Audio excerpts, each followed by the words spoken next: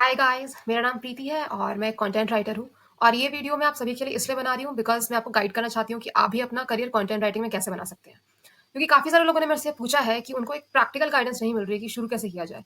सो ये वीडियो मैं स्पेसिफिकली उन लोगों के लिए बना रही हूँ। तो बिना किसी देरी के शुरू किया जाए।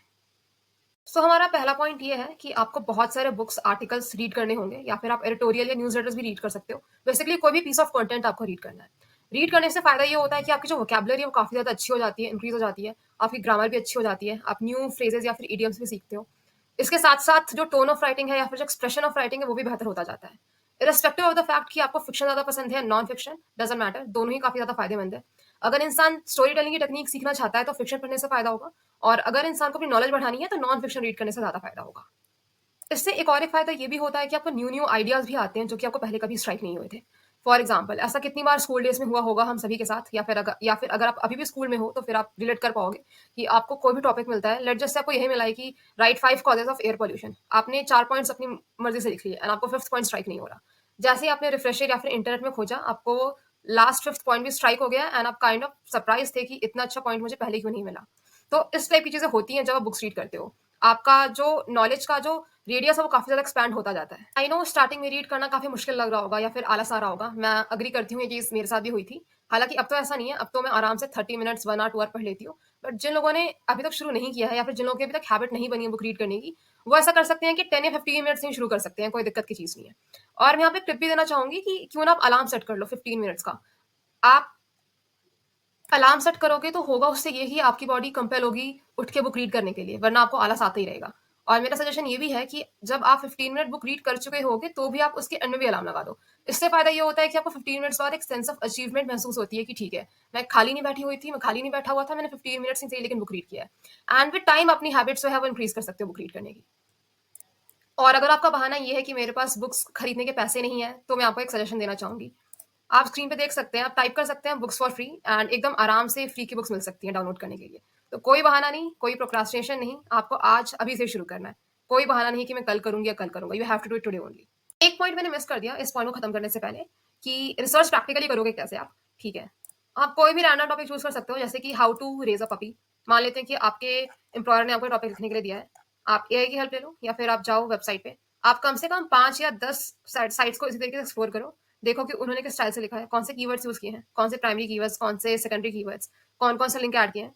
जब आप देखोगे, रिसर्च करोगे तो आप अपने आप ही सीख जाओगे। ओके, तो अब दूसरे पॉइंट पर आते हैं। हमारा दूसरा पॉइंट है डिसाइड अ निश एंड सब निश। ओके, सो हम में से हर कोई किसी ना किसी टॉपिक पर इंटरेस्टेड होता ही होता है, बीट एनीथिंग। आप सबसे पहले तो अपना फेवरेट टॉपिक चूज करो और उसमें भी अगर आप फर्दर डिवाइड करके फर्दर एक सब टॉपिक चूज कर सकते हो तो आप वो भी करो। फॉर एग्जाम्पल, अगर कोई यहाँ पे स्पोर्ट्स में इंटरेस्टेड है और उसमें भी फर्दर अगर कोई इंसान F1 में इंटरेस्टेड है, वैसे मेरे ख्याल से इंडिया में लोग इतना F1 देखते नहीं है, बट लेट जस्ट से, या फिर टेनिस या क्रिकेट में भी है, तो आप वो टॉपिक एंड सब टॉपिक चूज कर सकते हो। टॉपिक होगा स्पोर्ट्स और सब टॉपिक होगा F1, क्रिकेट, टेनिस, बैडमिंटन, जो भी आपकी चॉइस।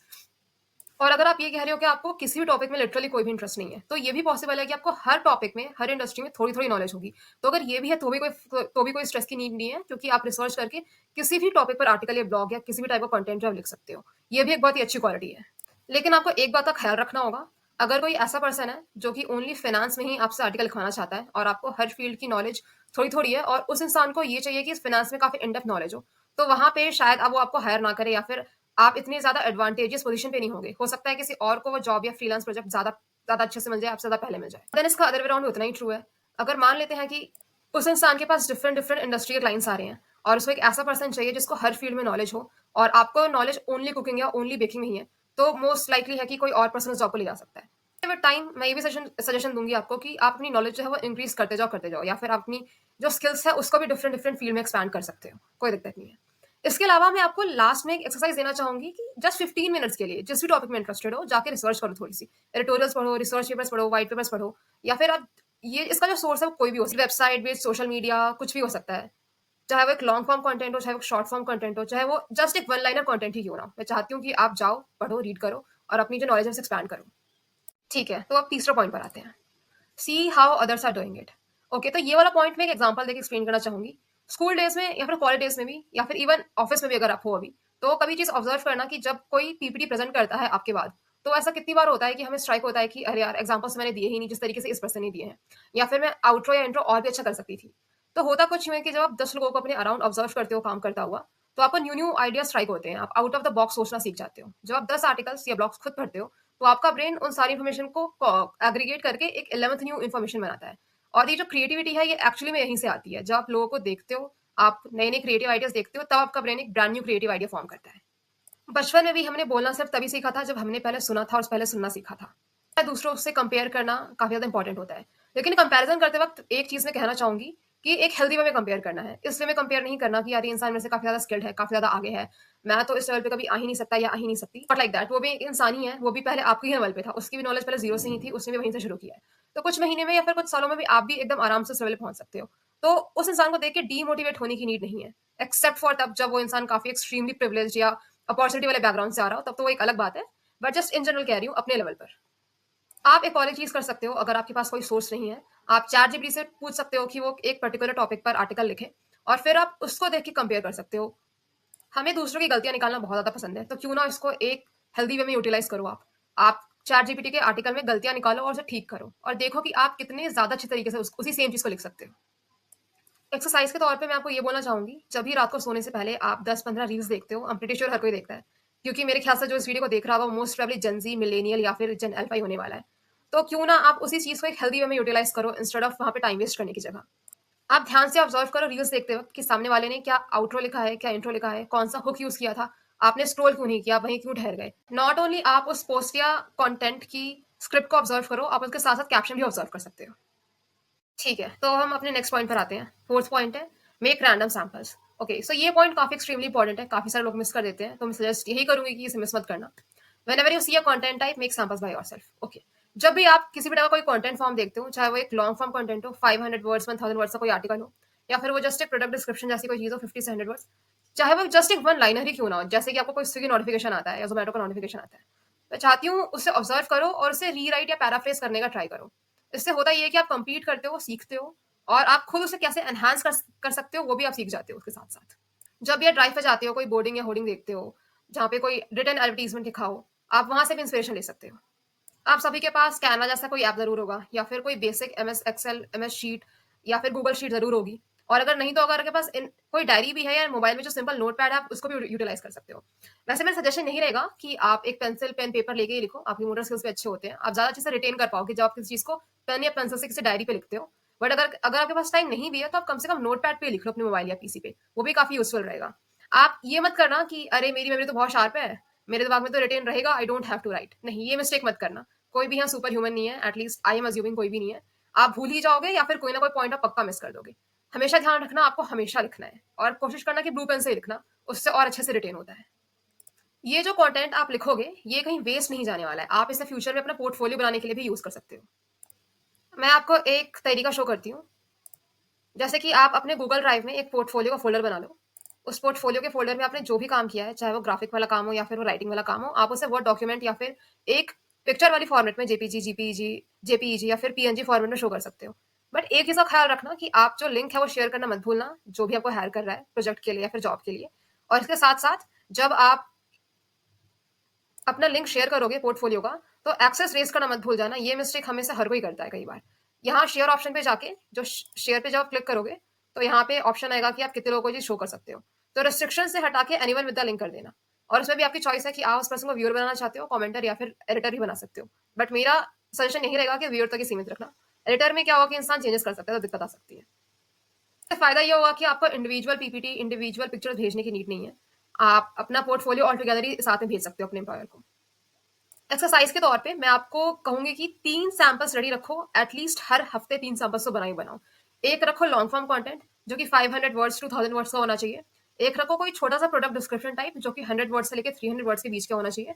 और एक आप वन लाइनर रखो, one liner notification, one liner mission या विजन स्टेटमेंट्स।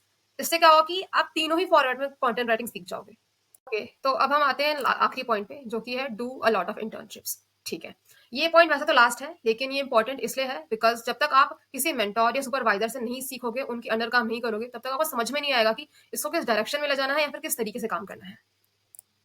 कई बार तो हमें डिसिप्लिन भी नहीं आता जब तक कोई सुपरवाइजर हमें गाइड ना कर रहा हो। ये बिल्कुल वैसे ही है जैसे कि हम सुबह उठते हैं और पेरेंट्स डांटते हैं कि तुम्हारी चादर या ब्लैंकेट क्यों फोल्डेड नहीं है, और जैसे ही हमें डांट पड़ती है, नॉट जस्ट हमारी चादर तुरंत फोल्ड भी हो जाती है एंड बहुत ही अच्छे से भी फोल्ड हो जाती है। दैट्स वाई एक सुपरवाइजर, एक मेंटोर का होना बहुत ही ज्यादा इंपॉर्टेंट है। स्पेशली तब जब आप एक बिगिनर हो, ना कि एक एक्सपर्ट। शुरू करने के लिए मैं कहूंगी कि इंटर्नशाला या फिर लिंक्डइन जैसे प्लेटफॉर्म्स काफी सही रहेंगे, बिकॉज अपवर्क या फाइवर पे इंटरनेशनल क्राउड भी काफी ज्यादा आता है, एंड काफी एक्सट्रीमली डिफिकल्ट होता है हमें फिल्टर लगाना या फिर अपने मुताबिक काम चूज करना। यहाँ पे एक्सपर्ट्स को भी काम नहीं मिलता, तो फिर जो इंसान बिगिनर है वो तो पूरा ही डीमोटिवेट हो जाएगा।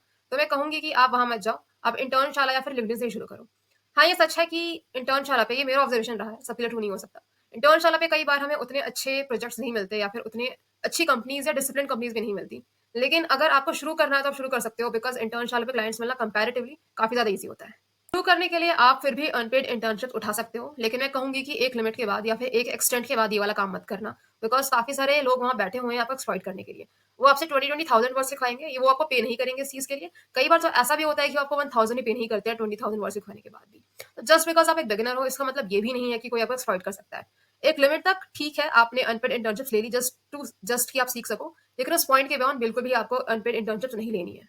अगर आपने शुरू भी किया है एज अ कंटेंट राइटर, तो भी आपको मिनिमम 500 चार्ज करना ही करना है 1,000 वर्ड्स का। इससे कम एक्सेप्टेबल किसी के लिए भी नहीं होना चाहिए। लिंक्डइन पे या फिर इंटर्नशाला पे अकाउंट बनाना काफी ईजी होता है, मैं आपको दिखा देती हूँ स्क्रीन शेयर करके। तो प्रोफाइल बनाने के लिए आपको कुछ बेसिक चीजें इनपुट करनी होती हैं, जैसे कि अपना name, email, phone number. Verify करने के बाद आपकी एक सिंपल सी प्रोफाइल जो वो बन जाती है इंटर्नशाला पे। उसके बाद आप इंटर्नशिप वाले ऑप्शन में जाके सर्च कर सकते हो, प्रोफाइल आप चूज कर सकते हो, अपनी कैटेगरी चूज कर सकते हो। इसके अलावा आपको इंटर्नशिप कैटेगरी वाइज से, लोकेशन वाइज से, या पे भी सर्च कर सकते हो। इसके अलावा लिंक्डइन पे भी प्रोफाइल बनाना काफी ईजी है। आपको वंस अगेन अपना फ़ोन नंबर, ईमेल नेम डालना होगा, उसके बाद बन जाता है। उसके बाद जितनी भी इन्फॉर्मेशन होती है, जैसे कि आप अपनी एक पिक्चर डाल दो, एक बैकग्राउंड डाल दो, देन एक बायो लिख दो अच्छा-सा। इसके सिवा आप फीचर सेक्शन में अपना पोर्टफोलियो डाल सकते हो। यही था वो जो कि मैं कह रही थी। आप प्लस पे क्लिक करोगे, ऐड अ लिंक आएगा। इसके बाद आप यहाँ पे अपने गूगल ड्राइव का लिंक डाल दो, उसको सेव कर दो, उसमें एक थंबनेल भी लगा दो। इसमें पता नहीं थंबनेल क्यों शो नहीं हो रहा है, मैं चेक करती हूँ। बट येस, आप ऐसा कर सकते हो। आप अपना एक्सपीरियंस वगैरह सब डाल सकते हो इसमें, एजुकेशन वगैरह, लाइसेंस सर्टिफिकेट्स, आपने जो पास प्रोजेक्ट्स बनाए हैं, आपने कहाँ-कहाँ वॉलंटियर किया है। और अगर आप किसी के लिए कोई प्रोजेक्ट बनाते हो, तो मेक श्योर कि आप रिकमेंडेशन सेक्शन में हमेशा पूछ लो सामने वाले से। इससे क्या होगा कि आपकी जो रीच होगी वो और अच्छी ज़्यादा तरीके से बढ़ेगी। क्योंकि जब भी लोग रिव्यूज़ देखते हैं, तो लोग और भी ज़्यादा इंप्रेस हो जाते हैं आपके काम से। अगर आपको जॉब सर्च करनी है, तो मेरा सजेशन ये है कि आप लिंक्डइन पे जाओ, और अगर आपको इंटर्नशिप सर्च करनी है, तो मेरा सजेशन ये है कि आप इंटर्नशाला पे जाओ। एक चीज़ कहूँगी मैं, फ्रॉड से बच के रहना। काफ़ी सारे लोग आपसे पैसे डिमांड करते हैं या फिर फंड रेज़िंग वाले काम करवाते हैं। इन सब चीज़ों से बच के रहना। कोई भी इंसान इंटर्नशिप में भी अगर आपसे पैसा डिमांड कर रहा है, तो मोस्ट प्रोबेबली वो फ्रॉड है। कोई आपसे पैसा डिमांड नहीं कर सकता। इवन जॉब में भी अगर कोई कर रहा है, तो वो फ्रॉड है। और इसके सिवा आप बहुत सारे प्लेटफ़ॉर्म सर्च कर सकते हैं। naukri.com हो गया, बहुत सारे प्लेटफ़ॉर्म्स हैं। मैंने बस एक एग्ज़ाम्पल दिया है इंटर्नशाला या फिर लिंक्डइन। आप अपनी चॉइस से कुछ भी चूज़ कर सकते हो। अगर आपके पास ये करने का टाइम नहीं है, तो आप अपनी किसी फैमिली या फ्रेंड्स को बोल सकते हो कि वो आपको कोई टॉपिक दे लिखने के लिए। अगर इनकेस आपको कोई प्रैक्टिकल इंटर्नशिप नहीं मिल पा रही है तो। वो जो भी टॉपिक देंगे आप उन पे लिखो, रिसर्च करो अच्छे से। उसके बाद आप लिखने के बाद उनसे फीडबैक भी पूछो, बिकॉज़ जब कोई थर्ड पर्सन या सेकंड पर्सन आपको फीडबैक देता है, तो वंस अगेन वो आपके ऐसे पॉइंट्स बताता है जो कि आपको नहीं स्ट्राइक हुए होते हैं। हो सकता है आपका पहला पेड या अनपेड क्लाइंट आपके ही पेरेंट्स या आपके ही फ्रेंड्स हों, जो कि एक अच्छी चीज़ है। लास्ट में मैं एक एक्सरसाइज देना चाहूंगी, अगर आपको कोई टॉपिक नहीं मिल रहा है, आप एक छोटा सा 250 वर्ड का एक ब्लॉग लिखो, जिसका टॉपिक होगा what inspired me to start writing. आप क्यों राइटिंग के करियर में आए, आपको किस चीज ने सबसे ज्यादा इंस्पायर किया इस करियर में आने के लिए, आप क्यों कंटेंट राइटिंग शुरू करना चाहते हो। आपके जो भी रीजन है उसे एक स्ट्रक्चर तरीके से लिखो, और विद टाइम आप उसे इंप्रूव भी करो, और देखो कि किस तरीके से आप और एनहांस कर सकते थे उसे, क्या पॉइंट्स है, क्या एग्जाम्पल्स ऐड कर सकते थे। कोई बहाना नहीं चलेगा, आपको ये चीज़ आज अभी ही करनी होगी। जितना डिले करोगे, जितना ज़्यादा प्रोक्रास्टिनेट करोगे, आपका लॉस उतना ही ज़्यादा है। तो मेरा सजेशन ये है कि इस चीज़ को आज अभी करो। 250 वर्ड्स बहुत ज़्यादा नहीं होते, आपको आधा घंटा लगेगा या एट मैक्स 45 मिनट लगेगा। तो जल्दी जाओ और करो अभी। क्योंकि मैं इस वीडियो को 10 या 15 मिनट्स का ही रखना चाहती थी। दैट्स व्हाई मैं आपको स्क्रैच से नहीं दिखा पाई कि आप स्क्रैच से कैसे लिंक्डइन या फिर इंटर्नशाला पे अपनी प्रोफाइल बना सकते हो। अगर मेरे पास टाइम होगा तो मैं इसके लिए अलग से वीडियो अपलोड कर लूंगी। लेकिन अगर आपको हेल्प की नीड है, तो आप मेरे लिंक्डइन पे मुझे कॉन्टैक्ट कर सकते हो। मैं फ्री में आपकी हेल्प कर दूंगी इंटर्नशाला पे या फिर किसी भी ऐसे प्लेटफॉर्म पे प्रोफाइल बनाने के लिए। मैं आपकी ऑप्टिमाइज करने में हेल्प कर सकती हूँ। उसका जो लिंक है वो मैं डिस्क्रिप्शन में छोड़ रही हूँ, आप देख सकते हो जाके। आज के लिए बस इतना ही। Thank you so much for watching, and अगर आप सब्सक्राइब कर सकते हो तो बिल्कुल करो, ये मेरी काफी हेल्प करेगा ग्रो करने में। Thank you, bye.